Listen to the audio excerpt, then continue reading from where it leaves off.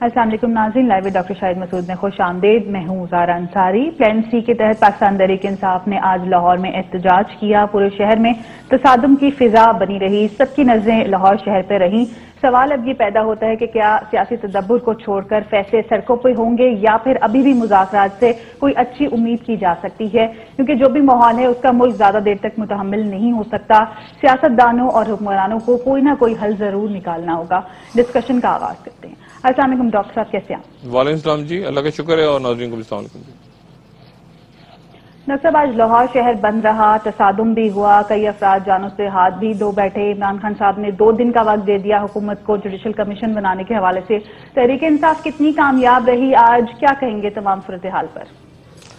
جی، تحریک انصاف نے آج لاہور میں ان کا اور حکومت کا ٹاکرا ہوا، اور ایک طرح سے بہت تلخیاں اس کے بعد نکل کے سامنے آئی ہیں، اور عمران خان نے کہا ہے کہ 2 دن کے بعد یعنی 48 گھنٹوں میں فیصلہ ہو، ورنہ اس کے بعد پھر وہ پاکستان بند کروانے کی جو بات کر رہے ہیں میں اس پہ بعد میں تبصرہ کروں گا، لیکن سب سے پہلے میں ذرا ناظرین کی ملاقات ایک شخصیت سے کروا دوں۔ یہ ایرانی نژاد ایک عالم ہیں، ایک اسکالر ہیں، اور ان کا نام ہے ہارون مونس۔ اگر ان کی تصویر ہم اپنی اسکرین پہ دکھا سکیں۔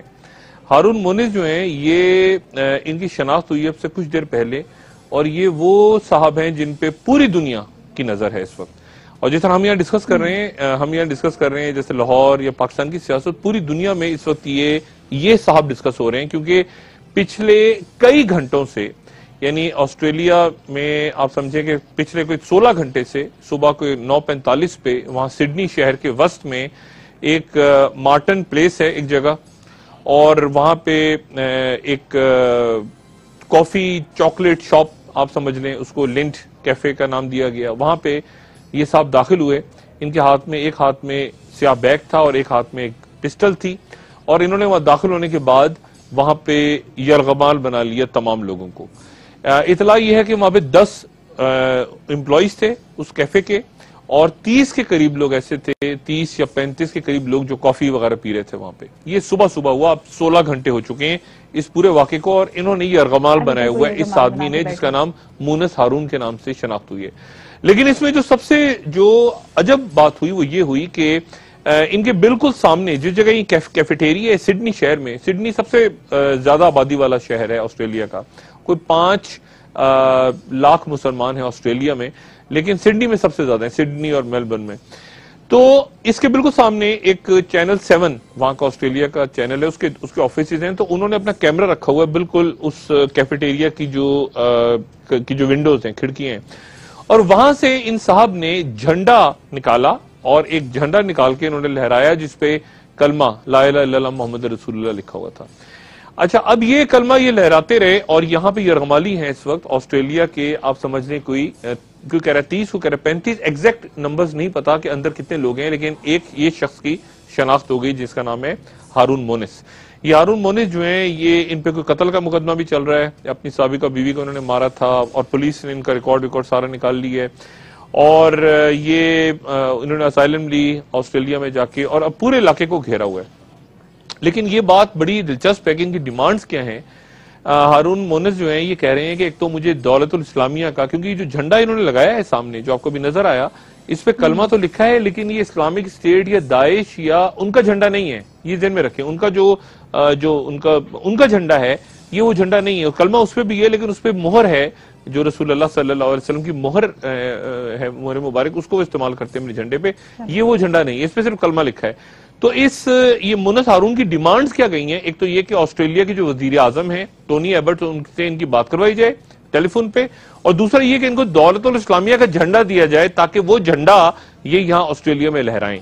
یہ ان کی ڈیمانڈ ہے، اور انہوں نے 30-35 لوگوں کو یرغمال بنا کے رکھا ہوا ہے۔ بیچ میں 6 گھنٹے کے بعد کوئی 3 لوگ بھاگتے ہوئے نظر آئے، پھر 2 عورتیں وہاں سے باہر نکلی، ان کو پولیس نے اپنے اس میں لے لیا جو ہاسٹیجز تھے۔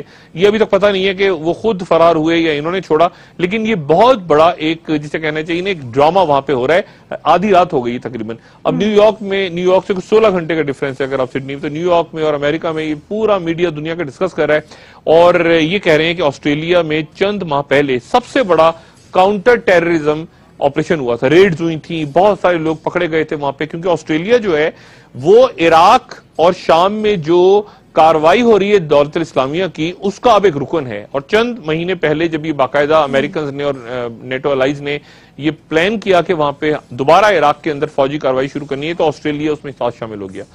تو یہ اور آسٹریلیا کے تقریباً آپ سمجھیں کہ وہ تو کہہ رہے ہیں 70, لیکن مجھے کسی نے بتایا کہ کوئی 150 کے قریب ایسے لوگ ہیں جو آسٹریلیا سے عراق اور شام اور لبنان اور یہاں پہ لڑنے کے لیے گئے ہیں, اور جنہوں نے دولت اسلامیہ جوائن کر لی ہے.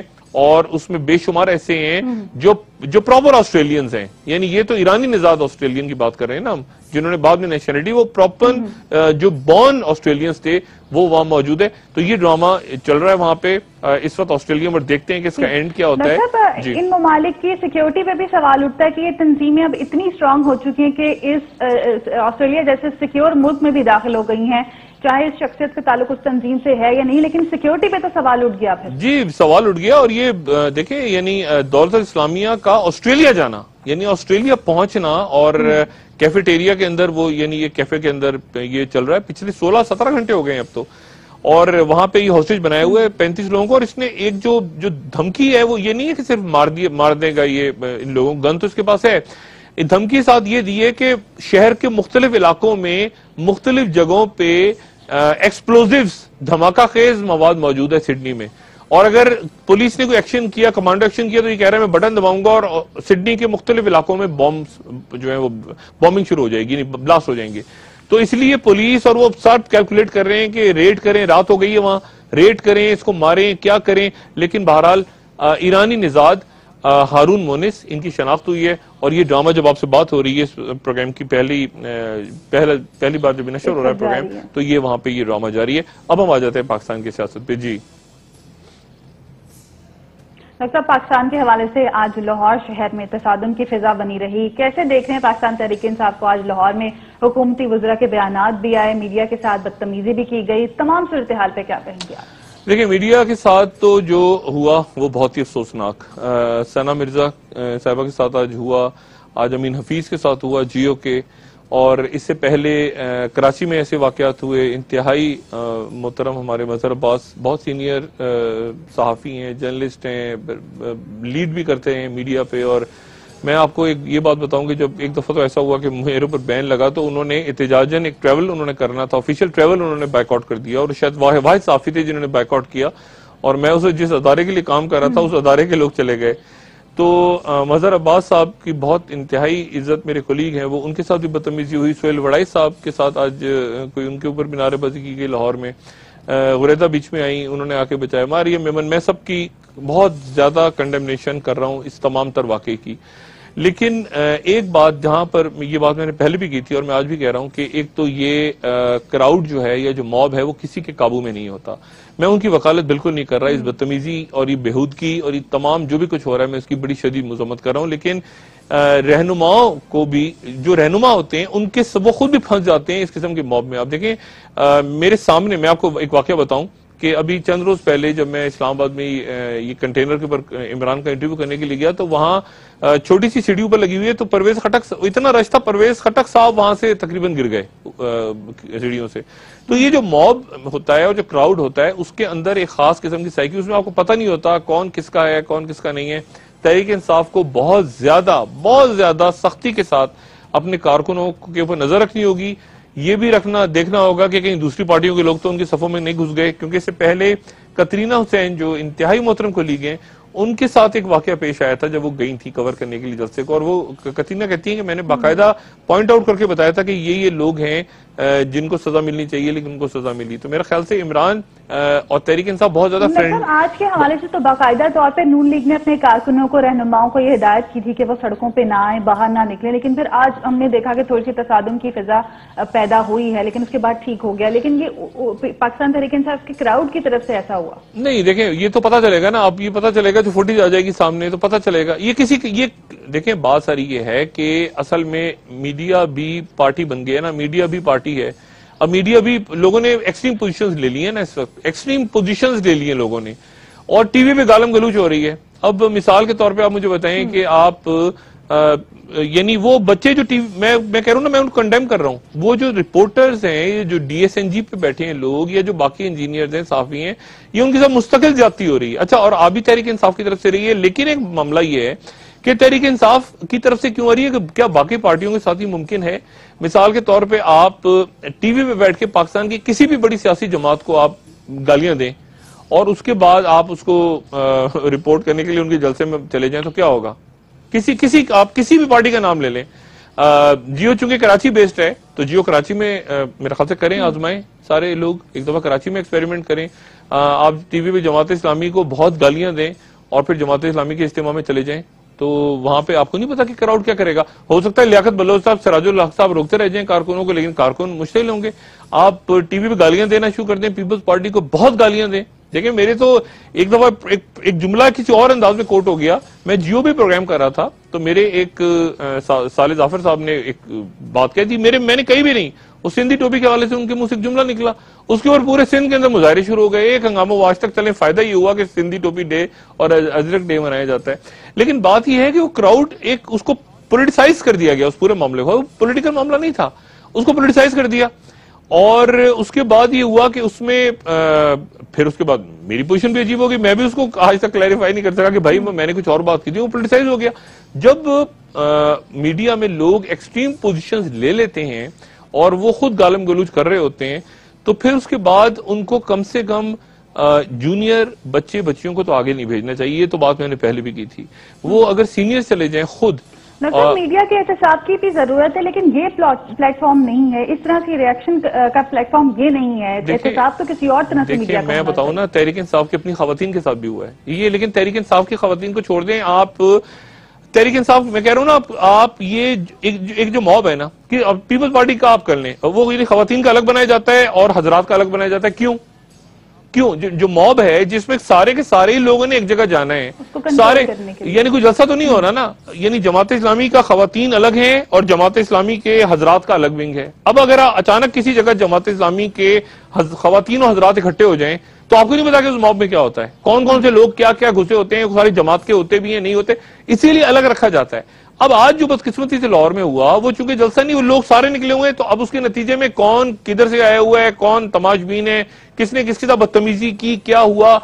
ایک لیکن بات جو آ رہی ہے وہ یہ کہ عمران کو اور تحریک انصاف کو یہ بات بالکل واضح طور پہ اپنی میڈیا مینجمنٹ، یہ جو بھی ان کے دوست ہیں، دیکھیں میرے ساتھ تو نہیں ہوا، میں تو گیا اور کئی دفعہ مجھے بلکہ ہوا کہ سب سے زیادہ کور جو ہے اس دن غریدہ نے غالباً آ کے جیو غریدہ سما میں ہے تو غریدہ نے آ کے ماریا میمن یا باقی ہماری جو جونیئر کولیگز ہیں میری، ان کو وہاں پہ کراؤڈ کے اندر ان کو ہیلپ کیا. لیکن انہوں نے سب سے زیادہ غریدہ نے غالباً سب سے اچھی کوریج غریدہ نے کی ہے اس پورے جب سے یہ دھرنا اور یہ سارے سٹارٹ ہوئے. تو اسی طرح سے یہ جو ہیں جو ماریا میمن ہیں یا ثنا کو تو آج مجھے دیکھ کے ذاتی دکھ ہوا ہے.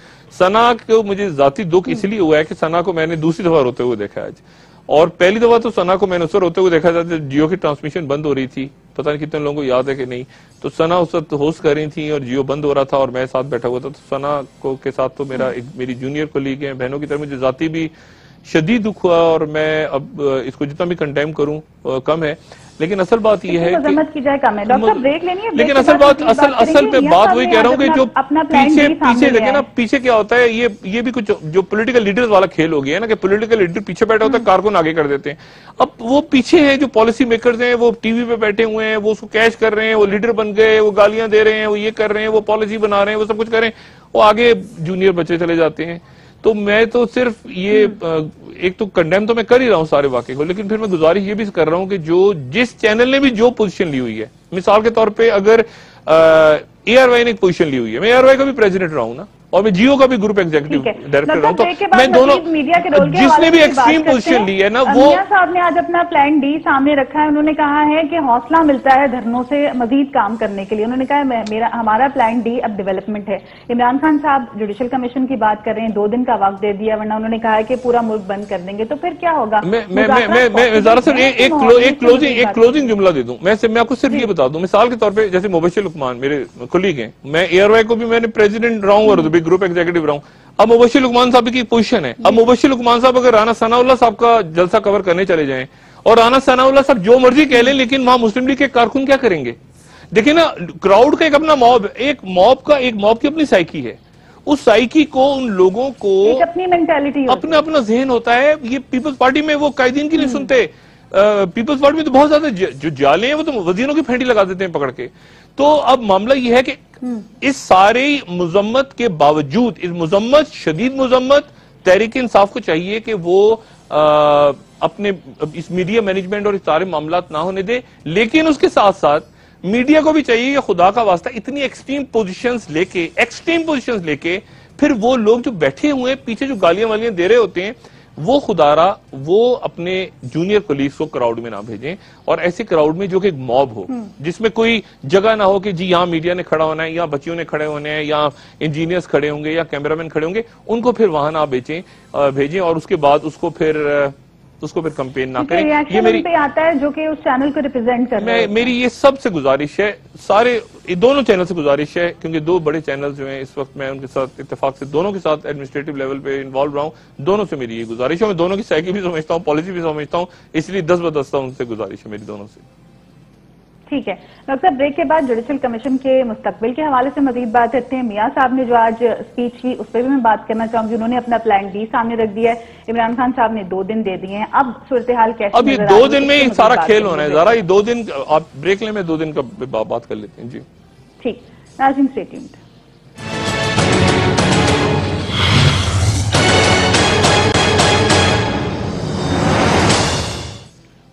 ویلکم بیک ناظرین، ڈسکشن کو مزید آگے بڑھاتے ہیں. ڈاکٹر صاحب، میاں صاحب نے آج سٹیٹمنٹ دی کہ دھرنوں سے گھبرانے والے نہیں ہیں. یہ سٹیٹمنٹ اس وقت آئی جب ایک طرف مذاکرات کی بات بھی ہو رہی ہے، دھرنے بھی جاری ہیں. عمران خان صاحب کہہ رہے ہیں کہ آپ پورا ملک بند کریں گے اگر جوڈیشل کمیشن نہیں بنا تو پھر حالات کس طرف جا رہے ہیں؟ دیکھیں، سب سے پہلے تو میں ذرا اپڈیٹ کر دوں، کیونکہ یہ لائیو پروگرام جا رہا ہے. تو یہ جو سڈنی کی ہم نے بات کی تھی، جہاں پہ ہوسٹیج بنایا ہوا ہے پچھلے 16-17 گھنٹوں سے ایک شخص نے، جو کہ اپنے آپ کو کلیم کر رہا ہے کہ وہ دولت اسلامیہ کا ہے، وہاں پہ اب اٹیک ہو گیا ہے. وہاں پہ پولیس نے، جو سڈنی کی پولیس ہے، انہوں نے اٹیک کیا. ایک شخص کے کم سے کم مارے جانے کی اطلاع آ رہی ہے اور کافی لوگ وہاں سے ریلیز ہو گئے. لیکن یہ جو مونس ہارون، اب یہ بڑی ایک انٹرسٹنگ فینومینا ہوگا. میں اب اس خبر کے کمپلیٹ ہونے کا انتظار کر رہا ہوں کہ کیا ڈیٹیلز فردر آتی ہیں، کیونکہ اگر یہ ایران سے ہے اور تو یہ پھر دیکھنا ہوگا کہ کس مسلک سے ہے. کیونکہ دولت اسلامیہ جو ہے، دولت اسلامیہ ایک الگ مسلک سے ان کا تعلق ہے، جو دولت اسلامیہ یا جو داعش یا جو بھی وہ ہیں، اور ایران سے یہ اگر ہیں تو یہ ایران سے کیا سنی ہے یا اہل تشیع. تو یہ ایک بڑی ایک انٹرسٹنگ ڈیولپمنٹ ہوگی. میں انتظار کر رہا ہوں کہ یہ جیسے ہی یہ آپریشن ختم ہوتا ہے اور کتنا اس میں نقصان ہوتا ہے، کتنے لوگ نکل کے آتے ہیں، گرفتار کر لیا جاتا ہے، نہیں کیا جاتا، تو اس کے بعد پھر اس پہ بات کریں گے. لیکن تازہ اطلاعات یہ آ رہی ہے کہ وہاں پہ گولیاں چل رہی ہیں. جی ہاں، گولیاں چل رہی ہیں اس وقت جو میں آپ سے بات کر رہا ہوں، اور آپریشن شروع ہو گیا ہے وہاں پہ. جی ڈاکٹر صاحب، میں یہ جاننا چاہ رہی تھی، میاں صاحب کی آج سٹیٹمنٹ آئی، انہوں نے کہا کہ دھرنے والوں سے گھبرانے والے نہیں ہیں. اگر وہ دھرنے سے نہیں گھبرا رہے ہیں تو کیا یہ میسج ہے ان کی طرف سے؟ دوسری طرف مذاکرات ہو رہے ہیں، پھر اس کا کیا ہوگا؟ دیکھیں، میں نے آپ سے کہا تھا نا کہ اس میں ان کو بٹھانے کا، اس معاملے کا حل کیا ہے. یعنی اصل دیکھیں نا، 2 دن کے بعد، اب جیسے عمران نے کہا ہے کہ 2 دن کے بعد میں پاکستان بند کرا دوں گا. اچھا، پاکستان کیسے بند ہوگا کہ آپ کی سپر ہائی ویز، آپ کے کراچی پورٹ، آپ کے ریلوے کی پٹریوں پہ، اسٹیشنز پہ ٹرینیں رک گئیں، ڈیلے ہو گئیں، ایئرپورٹ کیا گئی، کچھ بھی ہو سکتا ہے. لیکن ایسا ہے معاملہ کہ اس میں اب کمپلسیو انٹرونشن جو ہے وہ لگتا ہے کہ ہو رہی ہے. جیسے کہ عدالت کی طرف سے ایک آدھ میسج آیا ہوگا یا اور کسی نے میسج دیا ہوگا. میرا خیال ہے کہ اس سے پہلے کوئی نہ کوئی اس کا حل نکلے گا. کیونکہ دیکھیں، حل اب صورتحال کیا ہے کہ بالکل معاملات سڑکوں پہ ہی طے ہوں گے. نہیں، کانسٹیٹیوشنل ڈیڈ لاک اس وقت کریٹ ہو گیا. اور کانسٹیٹیوشنل ڈیڈ لاک اس طرح سے کریٹ ہے کہ کمپلسیو انٹرونشن 2 اداروں کی طرف سے ہو سکتی ہے، یا سپریم کورٹ کی طرف سے یا جی ایچ یو کی طرف سے. اچھا، سپریم کورٹ کی کیا؟ سپریم کورٹ نے جو اپنا فیصلہ دیا ہے، جو ڈیٹیل ان کا ججمنٹ آیا ہے پرسوں، اس میں انہوں نے کہا ہے کہ جی ہم 2013 کے الیکشنز کے خلاف جو اپلیکیشنز آئی تھیں ان کو ہم نے رد کر دیا ہے. یعنی انہوں نے نہیں مانا اس کو، اور اس کو حکومت اس طرح سے، اب حکومت نے کیا پوزیشن لی ہے، اب آپ لیٹسٹ سنیں. ابھی ڈیڈ لاک کیوں ہو گیا؟ کل جو ڈائلاگ ہوں گے اس میں بھی ڈیڈ لاک ہوگا. اس لیے ڈیڈ لاک ہوگا کہ حکومت یہ کہہ رہی ہے کہ جی ہم ممنون حسین صاحب والا صدارتی آرڈیننس جاری نہیں کریں گے جوڈیشل کمیشن کے لیے. اصل بات ہے جوڈیشل کمیشن کا بننا، یہ بات ہے نا. حکومت کہہ رہی ہے ہم بنانے کو تیار ہیں، ہم نے خط لکھ دیا، عمران خان کہہ رہے ہیں ہم بھی تیار ہیں جوڈیشل کمیشن بنائیں. فرق کیا ہے؟ لیکن اس میں کورٹ کا فیصلہ بھی ایڈ ہو گیا. حکومت یہ کہہ رہی ہے کہ سپریم کورٹ بنائے گی اور سپریم کورٹ بنانے کے لیے ہم نے ان کو خط لکھ دیا ہے. یا یہ کہ آپ واپس پارلیمنٹ میں آ جائیں عمران خان اور پھر پارلیمنٹ میں آ کے بیٹھیں اور پھر اس کے بعد آئین کو چینج کریں. یعنی آئین کو چینج کرنے کے لیے آپ کو 2/3 میجورٹی کے لیے آپ کو ایم کے ایم JUIF پیپلز پارٹی سب کی ضرورت ہوگی اور چینج کرنے کے بعد اب ایسا لا پاس کروائیں جس سے حکومت کے پاس پاور آ جائے, ہمارے پاس پاور آ جائے کہ ہم ایک جوڈیشل کمیشن بنا سکیں. ہمارے پاس تو پاور نہیں تھی, ہم نے تو خط لکھ دیا. عمران خان یہ کہہ رہے ہیں کہ میں نے مانا کہ آپ کے پاس پاور نہیں ہے پارلیمنٹ کے پاس, لیکن صدارتی آرڈیننس جاری کریں. ممنون حسین صاحب کے پاس پاور ہے کہ وہ ایک آرڈیننس جاری کر دیں کہ میں بنا رہا ہوں جوڈیشل کمیشن, اور اس آرڈیننس کے پاس 3 مہینے ہوتے ہیں کہ پارلیمنٹ اس کو اپروو کر دے. ٹھیک ہے نا, اپروو کرے یا رد کرے 3 مہینے میں ایکٹ آف پارلیمنٹ, وہ کہلاتا ہے act of parliament. Imran Khan یہ کہہ رہے ہیں کہ ممنون حسین صاحب فوری طور پہ ایک آرڈیننس جاری کریں اور ایک جوڈیشل کمیشن بن جائے. حکومت کہہ رہی ہے کہ نہیں, جوڈیشل کمیشن ہم اس طرح نہیں بنائیں گے, یا تو خط لکھ دیا ہم نے یا پارلیمنٹ کے اندر آپ تشریف لائیے. تو یہ ڈیڈ لاک ہے. اب مسئلہ یہ کہ اس وقت پارلیمنٹ اور اسمبلی کی حیثیت ہے, وہ حیثیت ہے جس کو ایک عوامی نمائندوں کا فورم سمجھا جاتا تھا, وہ حیثیت ہے؟ نہیں, پارلیمنٹ تو یہ ڈیڈ لاک, اگر ایک ڈیڈ لاک ہو یا گریڈ لاک ہو اور ایک معاملہ خراب ہو جائے اور اس میں پارلیمنٹ کوئی رول ہی پلے نہ کر سکے تو پھر آپ کیسے, مطلب پارلیمنٹ کا کوئی ارریلیونٹ ہے نا, پارلیمنٹ ارریلیونٹ ہے. پارلیمنٹ تو خود ایک کہنا چاہیے فریق ہے نا, کیونکہ اگر الیکشن دھاندلی زیادہ ثابت ہو گئے تو پارلیمنٹ گرے گی, تو پارلیمنٹ اس میں ایک نیوٹرل رول کیسے پلے کر سکتی ہے؟ کوئی ویسی دیکھیں نا, یار صادق صاحب انتہائی محترم ہے, وہ اسپیکر ہے, اسپیکر نیوٹرل ہوتا ہے لیکن ان کا اپنا ہلکا چیلنج ہو گیا. تو ان کی دیکھیں نا, پارلیمنٹ تو خود فریق ہے. کھیل ہی ہے کہ وہ پارلیمنٹ, یعنی وہ پارلیمنٹ کیسے ڈیسائیڈ کرے گی کہ ہم دھاندلی کر کے آئے ہیں. یعنی وہ تو خود فارغ ہو جائیں گے نا اس کے نتیجے میں, وہ کچھ جیلوں میں جائیں گے پکڑے. اب دیکھیں نا, ایک انگوٹھا, یہ جو رپورٹ آئی ہے نادرا کی کہ ایک انگوٹھے سے 6 ووٹ ڈالے گئے ہیں. چلیں یہ تو بڑی, مگر وہ انگوٹھا کس کا ہے بھائی؟ وہ نادرا والو, وہ انگوٹھا کس کا ہے؟ آپ نے جب یہ پکڑ لی بات کہ ایک انگوٹھا تھا جس سے 6 ووٹ ڈلے, تو وہ کس آدمی کا انگوٹھا تھا؟ اس آدمی کا نام تو بتاؤ. دیکھیں نا اس میں کتنی بڑی پرابلم. ایک آدمی کا انگوٹھا تو پہچان لیا آپ نے, لیکن وہ کون آدمی ہے, اس آدمی کی شناخت تو ہے کون, اس کے حوالے سے کوئی تحقیقات نہیں سامنے. نادرا کے بعد اس کا نام بھی تو آیا ہوگا نا کہ وہ زید ہے, بکر ہے, وہ ڈاکٹر شاہد مسعود ہے. کون ہے, وہ کون آدمی ہے بھائی؟ اس کو پکڑو اور اس کو جیل میں ڈالو. اب مسئلہ یہ ہو گیا کہ ایک شناختی کارڈ سے 2 ووٹ ڈال دیے گئے. شناختی کارڈ کون سا, کس کا تھا وہ؟ یہ ایک ایسا پنڈورا باکس ہے کہ اگر اس وقت, اگر آج یا کل یا پرسوں جوڈیشل کمیشن بن گیا, اور جوڈیشل کمیشن, میں آپ سے بار بار کہہ رہا ہوں کہ حکومت کو, میاں صاحب کو یہ پتہ نہیں کیوں شک ہے یا ان کو اندیشہ ہے کہ یہ جوڈیشل کمیشن سپریم کورٹ والا, یہ عدالت شاید ان کے قابو میں نہ رہے مکمل طور پہ, اور ان کے قابو میں نہیں ہے. اور اس کی وجہ وہ 2 کیسز بتاتے ہیں کہ ایک تو جنرل مشرف کا فیصلہ, وہ جو خواہش رکھتے تھے کہ اس طرح کا فیصلہ آئے گا, یا جو ان کو بتایا گیا تھا کہ یہ عدالتیں ایسا فیصلہ دیں گی, ویسا فیصلہ نہیں آیا جنرل مشرف کا. اور دوسرا مریم نواز صاحبہ کو جو ہٹایا گیا وہ ان کے لیے ان ایکسپیکٹڈ تھا کہ یہ کیا ہو گیا. پھر یہ جو کمیشن نیچے الیکشن ٹریبیونل وغیرہ اپنے کھیل کر رہے ہیں, ادھر سے ڈبے کھل گئے, ادھر سے یہ کھل گئے, یہ بھی میاں صاحب کے لیے کوئی آئیڈیا صورتحال نہیں ہے کہ اچانک پتا چلا کہ انہوں نے جو جوڈیشل کمیشن بنا دیا کہ اچھا جی کھول لو ہم نے, اور پتا چلا وہ کمیشن کے اندر سے کچھ اور نکلا. یہ ہر ایک کو پتا ہے کہ اندر گڑبڑ ہے اور اندر جعلی ووٹ ڈلے ہیں, چاہے وہ کسی پارٹی کے حق میں ہو یا کسی کے اگینسٹ ہو, لیکن جعلی ووٹ تو ڈلے ہیں اور بڑے پیمانے پہ ڈلے ہیں. عمران خان کا یہ کہنا ہے کہ رات کو ممنون حسین صاحب, یا ابھی شام کو یا رات کو یا کل صبح ایشو کر دیں صدارتی آرڈیننس کہ میں صدارتی آرڈیننس کے تحت جوڈیشل کمیشن بنا رہا ہوں جو کہ تحقیقات کرے گا اتنے دنوں میں اور اپنے نتیجے دے دے گا. 30 سیٹوں کے 40 سیٹوں کے 3 ہفتوں میں یہ صدارتی آرڈیننس کے تحت کام ہو سکتا ہے. یہ عمران خان کا پوائنٹ آف ویو ہے. حکومت کہہ رہی ہے نہیں ہم ایسا نہیں کریں گے. ابھی اس پہ ڈیڈ لاک ہے, اور اگر جوڈیشل کمیشن بن گیا تو پھر آپ سمجھیں گے پارلیمنٹ چلی جائے گی. ٹھیک ہے, مزید بات کرتے ہیں بریک کے بعد. عمران خان صاحب اب میاں صاحب کو کہہ رہے ہیں کہ مذاکرات کی میز پر آئیں اور ہمیں مجبور نہ کریں کہ ہم سڑکوں پہ نکلیں. میاں صاحب کہہ رہے ہیں کہ دھرنوں سے اب حوصلہ بلند ہو رہا ہے, مزید کام کرنے کی خواہش اجاگر ہو رہی ہے، تو پھر اس کے بعد حالات کس طرف جائیں گے؟ دھرنے جاری رہیں گے تو مذاکرات کی کیا حیثیت رہ جائے گی؟ اس سے مزید بات دیکھیں، آپ جو مرضی کر لیں، مذاکرات کریں، چیزیں کریں، یہ کریں وہ کریں، جو اوورال پکچر ہے نا ملک کی سیاسی پکچر، اس پہ کوئی فرق نہیں پڑ رہا. یہ چھوٹی چھوٹی بات ہے، فلانا آدمی کو جیسے آج کتنا افسوسناک واقعہ ہوا کہ 4 انسانی جانیں چلی گئیں، سب کچھ ہو گیا، لیکن جو صورتحال ہے نا پولیٹیکل، جو ٹرموائل کا لفظ میں استعمال کرتا ہوں، یہ جو ڈیڈ لاک گریڈ، اس پہ کوئی بڑا اثر نہیں پڑ رہا. اس پہ نہ اشتہاروں سے اثر پڑ رہا ہے، نہ ٹی وی ٹاک شو سے اثر پڑ رہا ہے، نہ بیانات سے پڑ رہا ہے. وہ چیزیں اپنی جگہ کھڑی ہوئی ہیں، ویسی کی ویسی کھڑی ہوئی ہیں، بلکہ اور خراب ہو رہی ہیں. اور اگر یہ اگلے 2 دن میں دیکھیں نا، پاکستان بند ہونے کا مطلب، اللہ نے معاف کرے، اگر ایئرپورٹ کے آگے دھرنے ہو گئے، ٹرینوں پہ لوگ لیٹ گئے، 150 لوگ، اور کوئی حادثات ہو گئے اور جانیں چلی گئیں، تو کمپلسیو انٹرونشن کی جو میں بات کر رہا ہوں وہ تو اچھی نہیں ہوگی کسی کے لیے بھی. تو یا تو یہ مذاکرات، اور میں پھر ریپیٹ کروں، جنرل راحیل شریف صاحب امریکہ سے آ کے ان کی پرائم منسٹر سے ملاقات نہیں ہوئی ابھی تک. میں منتظر ہوں کہ وہ ملاقات ہو، تاکہ اس میں پتہ چلے ہمیں کہ یہ ملک سارا ہے، فوج کا بھی ہے، سویلینز کا بھی ہے، یہ کہاں جا رہا ہے سارا کا سارا. اور یہ مار کٹائی میں یہ تو بہت بڑا مسئلہ کھڑا ہو رہا ہے. تو یہ میرا خیال ہے اگلے 24-48 گھنٹوں میں اس ڈیڈ لاک کا یا گریڈ لاک کا ختم ہونا لازم ہے، ورنہ اس کے بعد پھر میں نہیں جانتا کوئی نہ کوئی حل نکالنا ضروری ہے. پلان سی کے بعد ڈی کے ای کیا ہوگا خدا نہ خواستہ وہ. جی ہاں، بریک کے بعد بات کر لیں. مزید بات کرتے ہیں بریک کے بعد. ناظرین اسٹے ٹیونڈ.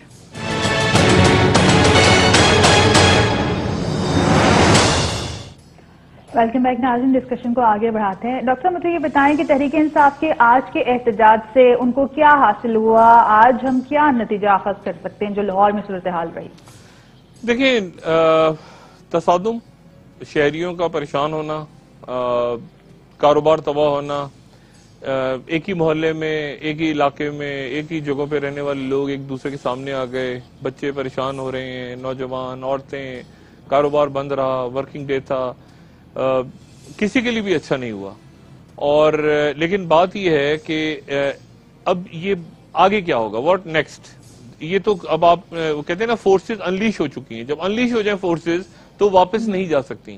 مطلب عمران خان اب یہ کہیں کہ میں اس کو ختم کر رہا ہوں اس بات کو، تو ایک عمران خان مطلب اب سیاست میں ایک ڈیڈ اینڈ آ جاتا ہے.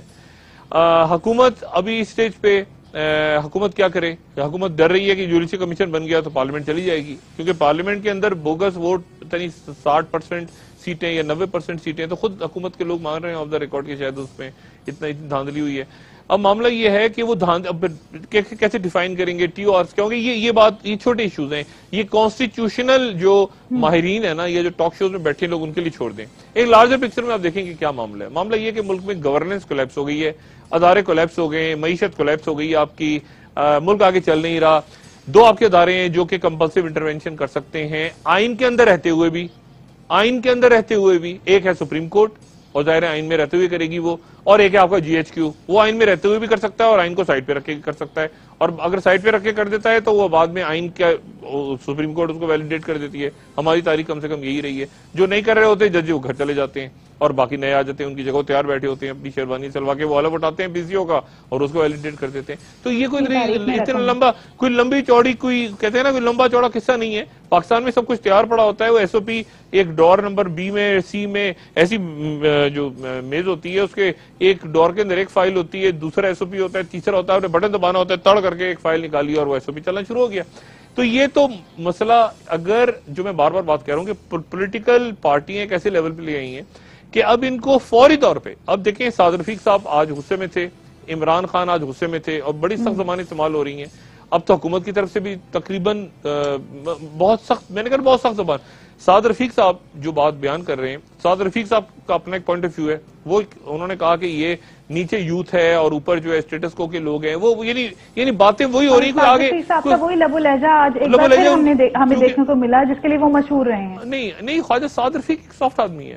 دیکھیں میں خواجہ سعد رفیق صاحب کو جانتا ہوں. یہ ٹی وی پہ آپ چھوڑ دیں، وہ جو بھی جس انداز میں باتیں لوگ کر رہے ہیں ان کو چھوڑ دیں. ایک سافٹ پولیٹیکل ورکر ہیں. معاملہ یہ ہے کہ سیاست جہاں چلی گئی نا، جس لیول پہ جہاں چلی گئی، یہ جو تخت اور تختے کا کھیل ہے نا، یہ بڑا بے رحم ہوتا ہے. اس میں جیسے میں نے آپ سے پہلے کہا نا کہ وہ اورنگزیب عالمگیر کے بارے میں مشہور ہے کہ یا وہ ٹوپیاں سیتے تھے، نہ وہ ٹوپیاں سیتے رہتے تھے اور 2 ہی کام کرتے تھے، نہ انہوں نے کوئی نماز چھوڑی نہ کوئی بھائی چھوڑا. یعنی سیاست جو ہے وہ بڑی بے رحم چیز ہے. یہاں باپ بیٹے کا نہیں ہے, بیٹا باپ کا نہیں ہے, کیا بہن بھائی, کیا اور رشتے دار. اور اس پوری کہانی میں ایک اور تاریخ, ایک تو یہ سچویشن آپ دیکھیں نا, یہ جو کریٹ ہو گئی ہے, یہ صورتحال جو کہ اگلے 48 گھنٹے میں ہونا ہے, لیکن ایک پیپلز پارٹی کے لیے بھی پرابلم ہو رہی ہے, اور وہ یہ ہے کہ 27 تاریخ کو, یعنی آج سے کتنے 11-12 دن رہ گئے, 27 دسمبر کو محترمہ بینظیر بھٹو کی برسی ہے. اور پیپلز پارٹی کے لیے اشد ضروری ہے, لازم ہے کہ اس دن محترمہ کی, اب یہ تاریخیں دیکھیں نا کلوز آ گئیں, ادھر یہ کرائسس چل رہا ہے, ادھر پیپلز پارٹی کے, وہ اس دن بلاول بھٹو زرداری ضرور آئیں. یہ بڑا لازم ہو گیا ہے کہ بلاول بھٹو زرداری جو ہیں وہ اس دن آئیں اور اس دن وہ خطاب کریں, کیونکہ ان کا آنا ضروری ہو گیا اس وقت, اور کافی ضروری ہے. اور کافی منظور پٹھان صاحب نے تو کہا ہے کہ بلاول بھٹو کی قیادت میں ہم لوگ متحد ہیں, ان باتوں کو جھٹلایا انہوں نے جو کہ کی جا رہی ہیں قیادت کے حوالے سے پاکستان پیپلز پارٹی. وہ انہوں نے ٹھیک کیا, مگر یہ کہ زرداری صاحب نے خود کہا گجرانوالہ میں, زرداری صاحب نے خود بات کی, یہ بات میں نے نہیں کی, زرداری صاحب نے جو گجرانوالہ میں بات کی, انہوں نے یہ کہا کہ مجھے محترمہ بینظیر بھٹو نے, یعنی زرداری صاحب کو وہ دیکھے گئی تھی پارٹی, اور پھر میں نے آگے بلاول کو یہ اس بات کا اختیار دیا کہ بلاول جو ہیں وہ پیپلز پارٹی سنبھالیں. مجھے ایکچولی, یعنی زرداری صاحب نے کہا کہ مجھے بینظیر بھٹو صاحبہ اپنی وصیت کے مطابق دیکھے گئی تھی, تو آخر انہوں نے بلاول کو سائڈ پہ کیا, تو اس کی وجہ ہوگی, اور پھر انہوں نے کہا کہ ابھی سیاست میں ان کو نہیں لانا چاہ رہا. بلاول کے حوالے سے مختلف اطلاعات آ رہی ہیں, لیکن میں ان اطلاعات پہ یا گوسپس پہ میں بات نہیں کرنا چاہ رہا. اصل بات یہ ہے کہ بینظیر بھٹو صاحبہ کی برسی ہے, اور برسی پہ اب چونکہ اجتماع ہوتا ہے بڑا, تو اس دن ضروری ہے کہ بلاول سامنے آئیں. اچھا, یہ جو بات ہو رہی ہے کہ بلاول کی طبیعت ٹھیک نہیں ہے, تو پھر یہ بتانا ابھی ضروری ہے پیپلز پارٹی کے لوگوں کے لیے کہ کیا بلاول کی طبیعت ٹھیک نہیں ہے, بلاول خدا نخواستہ بیمار ہیں, تو کیا بیمار ہیں, کیوں بیمار ہیں, کہاں پہ ہیں, کسی ہاسپٹل میں, ویئر اباؤٹ, یہ وہ, تو بہت ساری پیچیدگیاں ہیں پیپلز پارٹی. لیکن وہ پیپلز پارٹی کا مسئلہ تو 27 دسمبر کا ہے. یہ اس سے پہلے جو کرائسس کریٹ ہو رہا ہے ملک میں, یہ میرے خیال سے اگلے 24-48 گھنٹوں کے اندر یا تو جی ایچ یو کی طرف سے کوئی میسج آنا چاہیے کہ جی آپ اس کو بیٹھ کے معاملات کو حل کریں, اور حل کریں, سیاسی طور پہ حل کریں, ورنہ پھر سارے آپشن ختم ہو رہے ہیں. پہلے کہا تھا کہ سیاسی طور پہ جلد سے جلد حل کیا جائے, جلد سے جلد. اب سپریم کورٹ نے یہ سپریم کورٹ نے کہہ دیا کہ جی آئین میں جی چیلنج نہیں ہو سکتا. سپریم کورٹ نے فیصلہ دے دیا کہ 2013 کا الیکشن جو ہے یہ ان پیٹیشنز کے نتیجے میں نل اینڈ وائڈ نہیں ہو سکتا.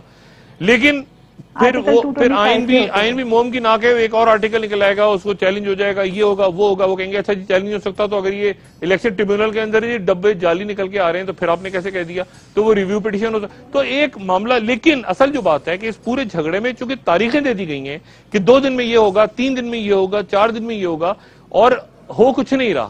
لیکن مذاکرات نہیں ہو رہے. اگر جوڈیشل کمیشن پارلیمنٹ میں بننا ہے آ کے, تو عمران خان پارلیمنٹ میں آئیں گے استعفے دے کے, سوال ہی پیدا نہیں ہوتا. اور وہ جو 110 یا 108 یا جتنے دنوں سے بیٹھے ہیں, تو وہ سوال ہی پیدا نہیں ہوتا. اور حکومت کو اعتماد نہیں ہے, حکومت کو پتا ہے کہ جوڈیشل کمیشن بن گیا تو معاملات ہمارے ہاتھ سے نکل جائیں گے. تو اس لیے وہ جوڈیشل کمیشن کو جتنا ڈیلے کرنا چاہیں گے وہ کریں گے, چاہے اس کے لیے جو مرضی ہو. اور اس میں مجھے ڈر یہ لگ رہا ہے کہ وہ لڑتے لڑتے ہو گئی گم, ایک کی چونچ اور ایک کی دوم والا معاملہ نہ ہو جائے اگر نینجا ٹرٹلز آ گئے تو. ٹھیک ہے, جو کہ مجھے لگتا ہے کہ وہ تیاری تسمے اس میں باندھ رہے ہیں, اور مجھے لگتا ہے کہ جو صورتحال جہاں جا رہی ہے, اور وہ نینجا ٹرٹل تسمے اس میں باندھ کے وہ ذرا وارم اپ ہو رہے ہیں, اور اس سے پہلے ضروری ہے کہ پولیٹیکل ڈائیلاگ ہو جائے. جی ٹھیک ہے, اس سے پہلے حل نکال لیا جائے.